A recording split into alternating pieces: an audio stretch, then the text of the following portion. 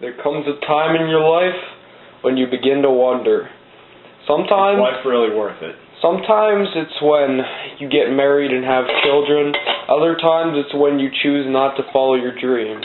It's times like these where you wonder, why do I even put in the effort of living anymore?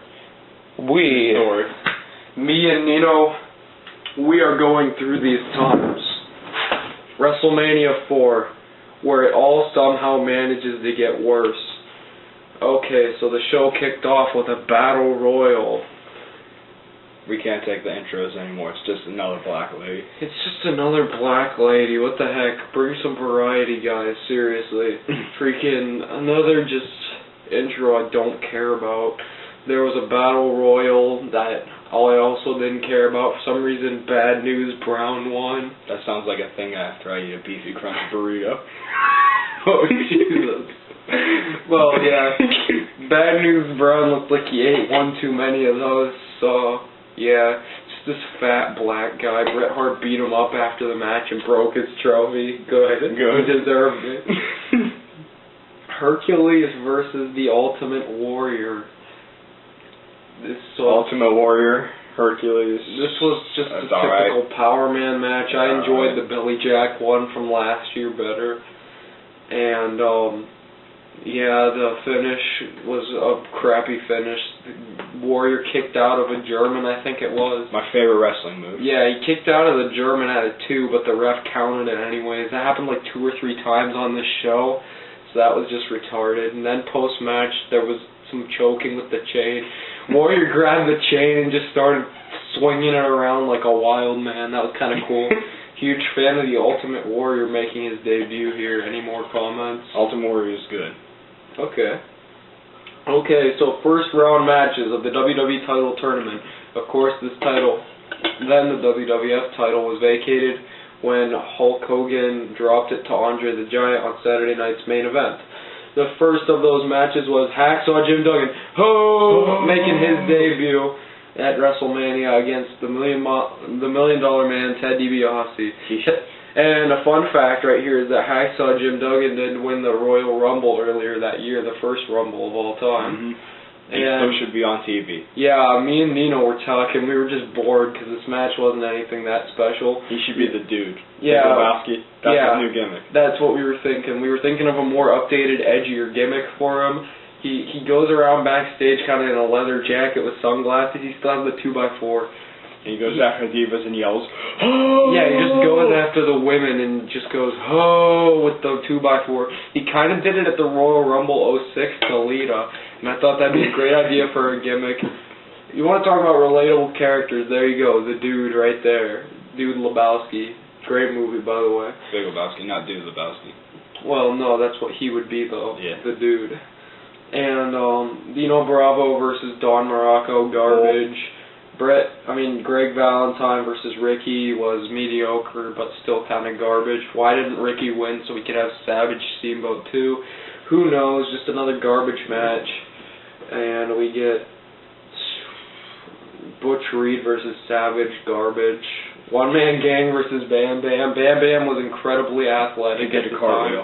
He did like 2 cartwheels in this match. It was amazing. There was an epic spot where he went off the ropes and Slick pulled the thing down and he flopped right out of the ring. For a big man, he's just great at what he does. Tell him when you met Slick. Oh, yes. I did meet Slick recently, and he was in full weird black man shouting mode. I couldn't tell what the heck he was saying. But he basically was just joking around with me with his friend, but I had no idea what they were saying, so unfortunately things did not go down quite as fun as I wanted them to. Okay, so Ravishing Rick Rude versus Jake Roberts. This is Rick Rude's debut. What do you think of Rick Rude?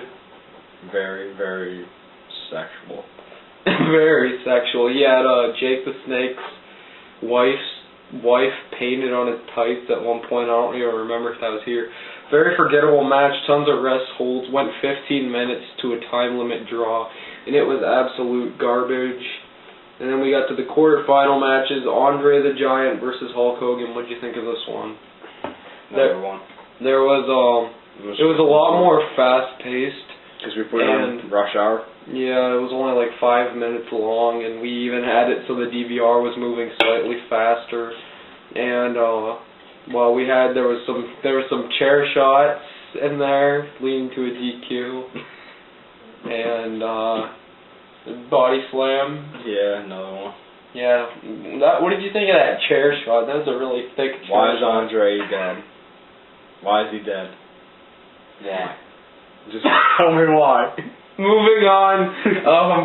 There was a cool spot where they were on the concrete and Hogan suplexed Virgil, but he didn't even bother falling. He just dropped Virgil. You met Virgil also. Oh yeah, Virgil was at this WrestleCon that I was at, and I just kind of looked at him and I was like, who cares about Virgil? So, didn't even say hello. His booth was empty. Virgil, if you're watching this video, up yours. We hate you.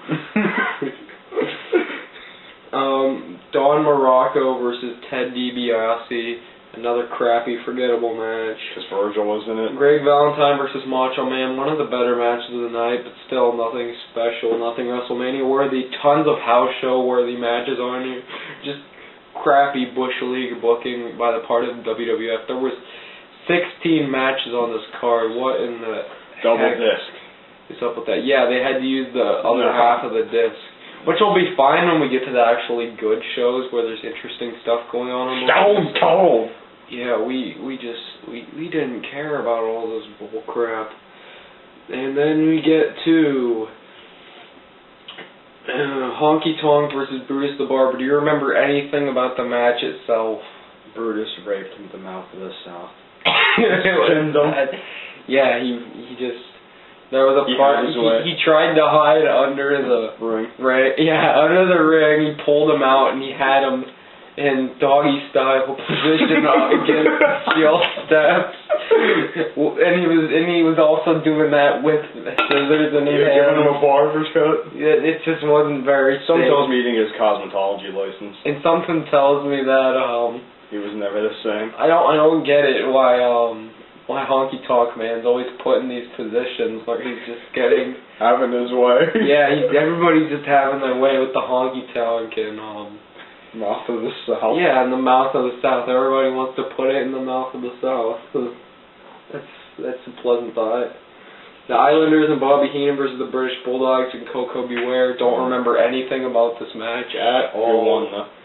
I don't even know. I'm just looking. Sorry, folks. I'm looking at a card here. They don't even care, probably. This match doesn't matter. One Man Gang versus Macho Man in the semifinals. Solid David versus Goliath match. Mediocre at best. Nothing that great. Demolition versus Strike Force. Demolition's tag debut. Here comes the Axe. We're a rip-off of Road Warriors. Don't worry about it. Just two fat guys. Big red avatars, that's what they are. They have not aged well. Yeah, WWE 12, Kane started teaming with one of the Demolition guys, and I made their tag team name the Big Red F-Tards. So that's kind of an inside joke among us. Speaking of inside jokes, we wasted so much of this card just talking about our inside jokes. We were talking about the Big Lebowski after we brought up the whole hacksaw thing. We talked about girls. We just completely ignored a lot of this card. Oh yeah, we did. It was just a really boring show, and yeah. We just didn't care. It all just went together, kind of just as this big mass of garbage. For all 12 of you watching, I apologize. Yeah, no, there was a lot of wrestlers on the show I met at WrestleCon, so we kind of talked about that a little bit. We talked about comparing this to the other WrestleManias. Just nothing that great. Finally, we get to the main event, which was the only really great thing on the show, and that was Macho Man Randy Savage versus the $1 Million Man Ted DiBiase for the vacant WWF Championship. I liked it. Very solid work between these two. Very good match. Only went about 10 minutes.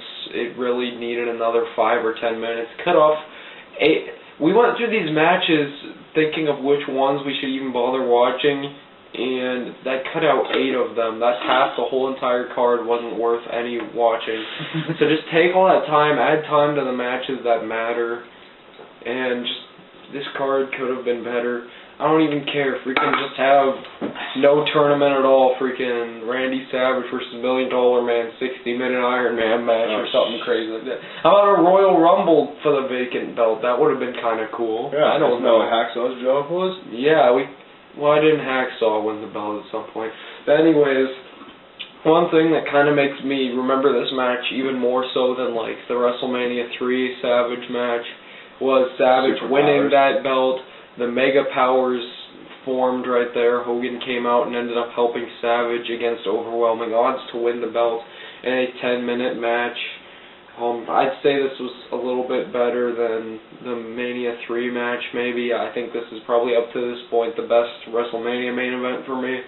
Easily the best moment for me, even though the whole slamming of Andre the Giant was a lot bigger. But we've seen it 5,000 times. Yeah, and it lost its luster. This is just a classic right here with Savage winning the belt. He's one of my favorites of all time. God rest his soul. And just a fantastic way to close out this show. This show is easily a 0 out of 10 without the moment of Savage winning that belt and celebrating in the middle of the ring. So overall, what are you going to give this show? A 2, so it's a 1. Okay, you're giving it a 1 out of 10, okay? Right? I said 2, but 0 out of 2 is 1. No 0 overall, so who cares? We're not mathematicians. So he's giving this a 2. I'm probably going to drop it with I'm going to go with a 2 as well. I'd say 3 with the moment, and then it was just dragged down by so much filler. So the average of 2 and 2 is 2, so this show was a 2 out of 10. Really unimpressive for the WWF. Any closing thoughts? Hopefully WrestleMania 5 will do better, and Andre is still alive in WrestleMania 5. What is this fixation with Andre's life? I don't know. He's just Andre. He should be alive. Why did he have to die? Why must I cry? Why